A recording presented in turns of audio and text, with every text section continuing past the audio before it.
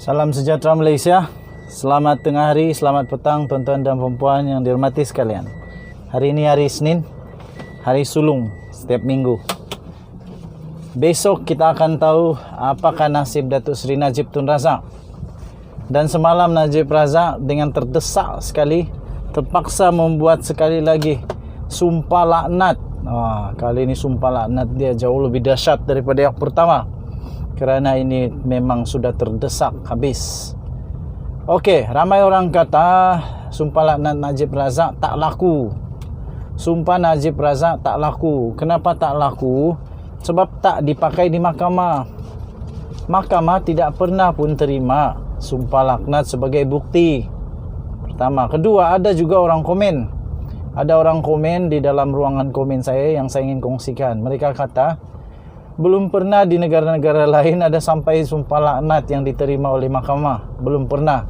Di Malaysia pun belum pernah ya, tuan-tuan dan puan-puan. Dan mereka juga kata di negara-negara Islam yang lain sumpah laknat jarang dibuat oleh pemimpin-pemimpin. Tapi di Malaysia Najib Razak dah beberapa kali buat sumpah laknat. Kata komen-komen itulah. Okey. Jadi tuan-tuan dan puan-puan yang dihormati sekalian, berita yang tak baiknya untuk Najib Razak, berita yang pasti sedih bagi Najib Razak ialah dalam kes mahkamah sumpah laknat tidak akan diterima. Tidak pernah diterima sebelum ini. Dan sumpah laknat itu hanya mungkin bolehlah untuk menyenangkan hati penyokong-penyokong yang percaya bahawa Najib Razak difitnah. Tapi betul juga kata orang-orang yang komen di channel saya, di ruangan komen. Kata mereka, buat apa nak sumpah laknat? Kalau memang kena fitnah, jangan sumpah laknat, pergi saman. Saman.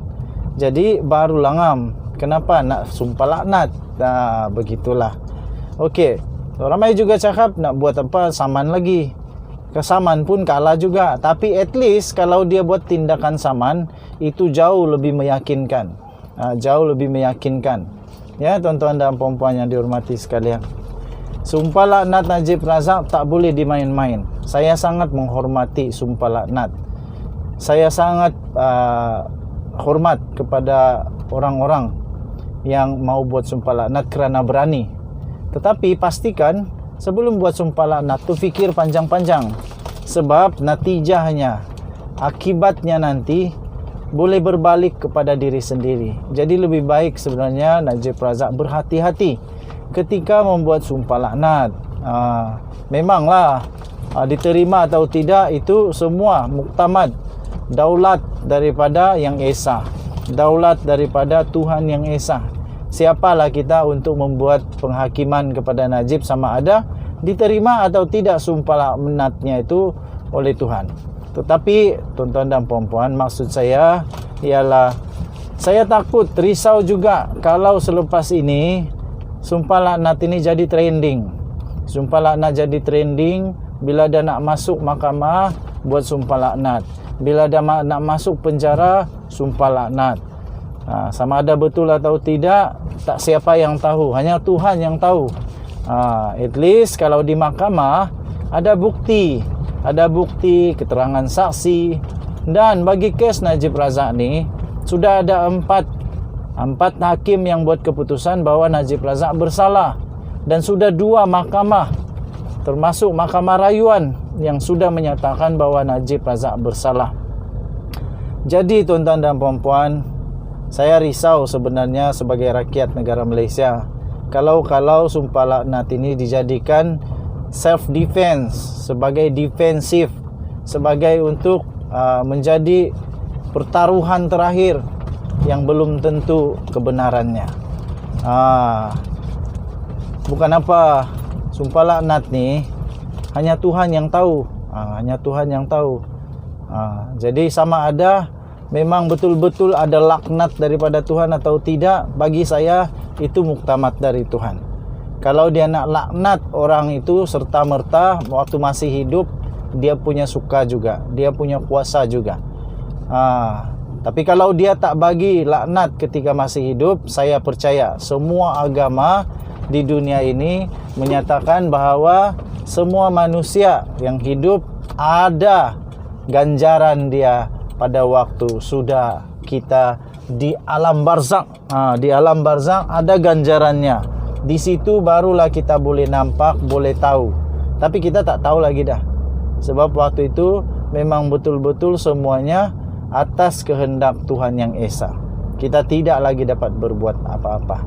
Jadi tuan-tuan dan puan-puan, sumpah laknat Najib Razak, komen-komen daripada viewer saya kata tak laku, tak boleh pakai. Memang tidak laku di mahkamah, tidak boleh pakai di mahkamah. Belum pernah lagi ada sumpah laknat dipakai menjadi saksi, menjadi bukti di mahkamah bahwa tidak bersalah. Tetapi memang akhirnya yang dilihat adalah bukti-bukti, data-data, saksi-saksi, keterangan-keterangan daripada saksi. Itulah yang akan dilihat. Okey, so kita tunggu sajalah. Sampai ada orang kata kepada di dalam komen saya, kata lepas ni kita terpaksa cari buku dan pen. Kena buat senarai. Siapa yang bakal kena stroke, siapa yang bakal muntah darah, siapa yang tiba-tiba pengsan, kasih senarai. Kita tengok siapa yang kena sumpah laknat, kata komen itu. Tapi pada pendapat saya bukan itu caranya untuk kita menghakimi sama ada kena sumpah laknat atau tidak. Bukan itu ya. Sebab belum tentu kalau orang itu sakit tiba-tiba itu kerana sumpah laknat. Itu mungkin kerana penyakit dia yang sudah lama dalam badan. Apa pendapat kamu? Setiap manusia ada pendapat yang berbeza. Pendapat saya sendiri mengakui, saya menghormati sumpah laknat. Saya tidak pernah memandang rendah kepada sumpah laknat. Saya menghormati sumpah laknat, tetapi saya juga setuju bahawa sumpah laknat tidak dipakai di mahkamah dan tidak boleh menjadi ganti kepada bukti, tidak boleh menjadi ganti kepada saksi. Dan sumpah laknat bagi saya hanya untuk menyenangkan hati penyokong-penyokong yang berkenaan.